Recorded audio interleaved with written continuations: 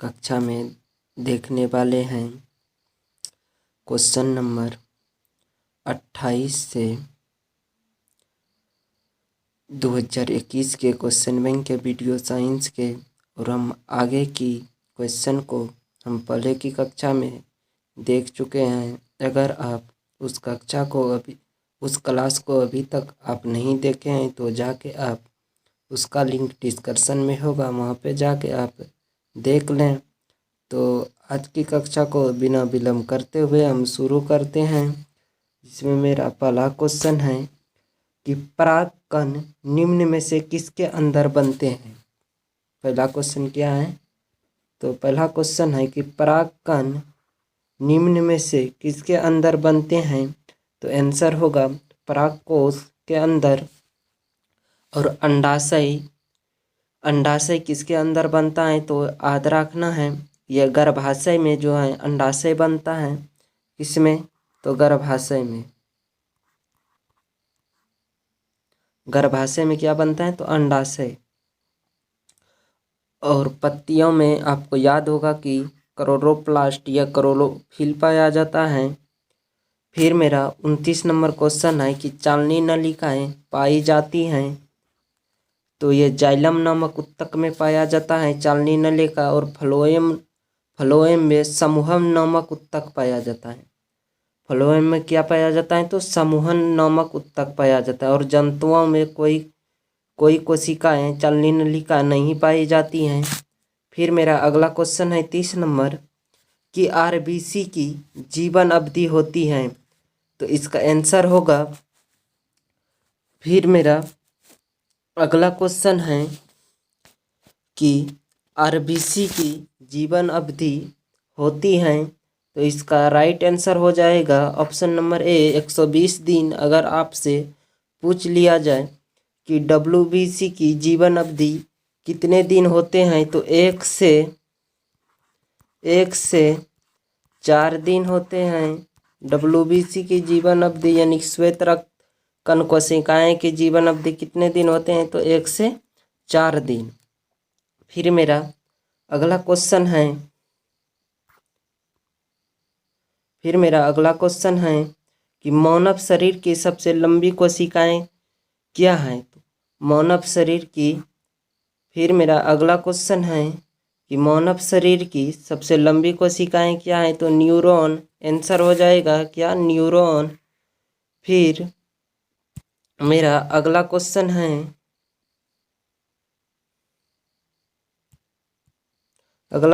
है कि अंडाणु निषेचित होता है। तो अंडाणु जो है निषेचित फैलोपियन नलिका में होती हैं। अंडाणु कहाँ निषेचित होती हैं? तो फैलोपियन नलिका में। और अगर आपसे पूछा जाए कि अंडाशय कहाँ निर्मित होता है तो गर्भाशय में। आपको याद रखना है कि अंडाशय कहाँ निर्मित होता है तो आंसर क्या हो जाएगा? गर्भाशय में। फिर मेरा 33 नंबर क्वेश्चन है निम्नलिखित में से पादप हार्मोन नहीं है। तो ऑक्सीटोसिन जो है ये पादप हार्मोन नहीं है। और बाकी बात जो जितने भी ऑप्शन हैं ये सब क्या है? तो ये सभी पादप हार्मोन है। ऑक्सिन भी क्या है? तो एक पादप हार्मोन है। साइटोकाइन भी क्या है? तो एक पादप हार्मोन है। और एथिलीन क्या है? तो ये भी क्या है? एक पादप हार्मोन है। तो आपसे क्वेश्चन में पूछ रहा है कि निम्नलिखित में कौन पादप हार्मोन नहीं है? तो क्या मारेंगे ऑप्शन में? ऑक्सीटोसिन। यही मेरा सही आंसर होगा। और फिर मेरा अगला क्वेश्चन है कि फूल में नर प्रजनन अंग है। फूल में तो नर प्रजनन भाग कौन सा होता है? कहाँ होता है? तो पुंकेश्वर में होता है। और अंडाशय में जो है मादा प्रजनन भाग होता है।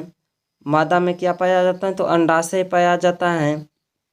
और वर्तिकारक जो है ये पराग कोश को यह नर प्रजनन से मादा प्रजनन तक पहुंचाने का कार्य करता है, जिससे प्रजनन की क्रिया जो है आगे की ओर बढ़ता है। किसके द्वारा? तो वर्तिका के द्वारा। वर्तिका का कार्य क्या है?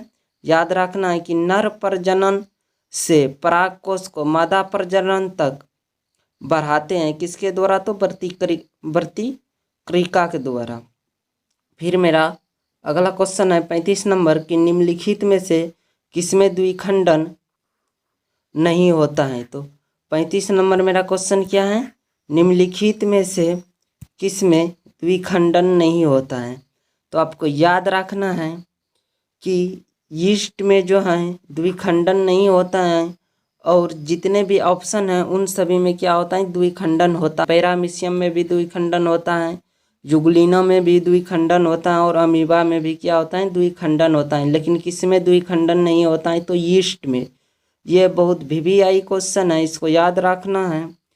फिर मेरा अगला क्वेश्चन है कि पारिस्थितिकी तंत्र में ऊर्जा का स्रोत है। पारिस्थितिकी तंत्र में ऊर्जा का स्रोत है, तो ऑप्शन नंबर बी हो जाएगा, सूर्य का प्रकाश।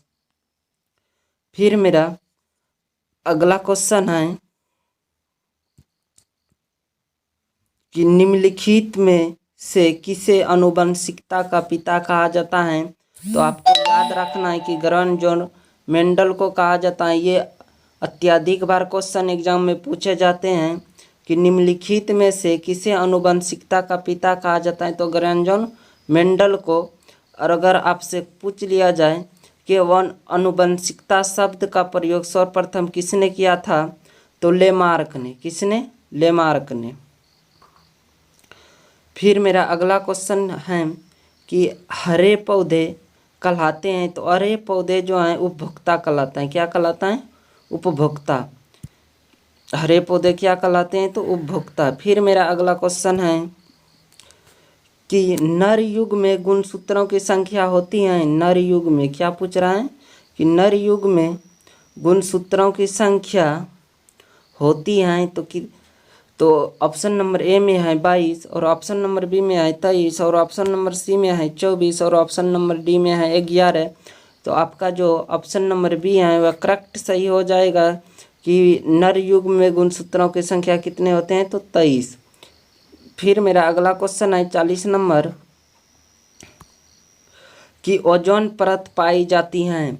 ओजोन परत कहाँ पाया जाता है, ये भी आपसे पूछ सकता है। तो ओजोन परत पाई जाती हैं, तो एक में ऑप्शन नंबर ए में है स्ट्रेटोस्फीयर में, फिर है एक्सोस्फीयर में, फिर है आइनोस्फीयर में, फिर है ट्रॉपोस्फीयर में। तो आपका जो है ऑप्शन नंबर ए हो जाएगा करेक्ट आंसर, स्ट्रेटोस्फीयर में ओजोन परत पाई जाती हैं। तो कहाँ, तो स्ट्रेटोस्फीयर में। फिर मेरा अगला क्वेश्चन है कि ऐसे तत्व जो इलेक्ट्रॉन को त्याग कर धनात्मक आयन बनाते हैं कहे जाते हैं। तो वैसे तत्व जो इलेक्ट्रॉन को त्याग कर धनात्मक आयन बनाते हैं उसे कहा जाता है, तो उसे क्या कहा जाता है, और धातु सॉरी फ्रेंड्स, धातु। उपधातु जो होता है यह तो ना तो इलेक्ट्रॉन को त्याग करता है और न ही इलेक्ट्रॉन को ये क्या करता है, ग्रहण करता है।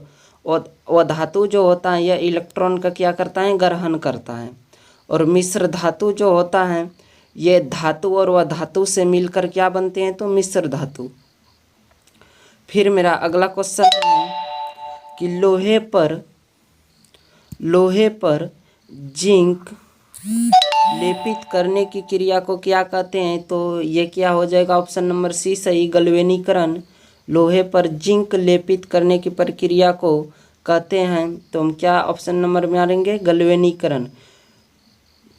संक्षारण क्या होता है, तो ये धातु पर जो जंग लगने के बाद एक परत चढ़ जाता है, इसी को हम क्या कहते हैं, तो संक्षारण कहते हैं। और विद्युत अपघटन क्या है, तो इसमें इलेक्ट्रॉन जो है विद्युत अपघटनी सेल में जो है इलेक्ट्रॉन के कारण वहाँ पर धातु जो है वह कैथोड पर एकत्रित हो जाते हैं, और वह धातु जो है वो एनोड पर चले जाते हैं।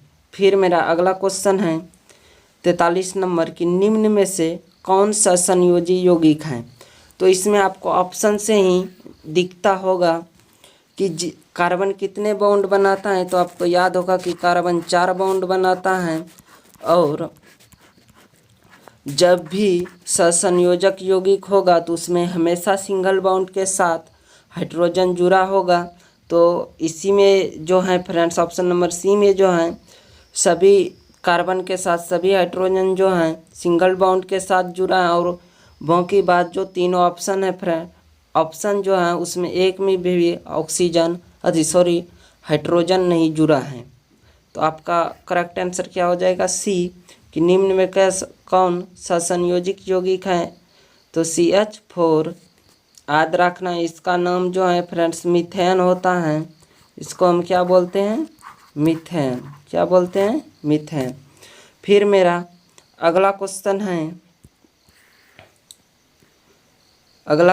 है कि आभूषण बनाने वाला सोना होता है। तो आभूषण जो बनाया जाता है वह 22 कैरेट सोने का बनाया जाता है।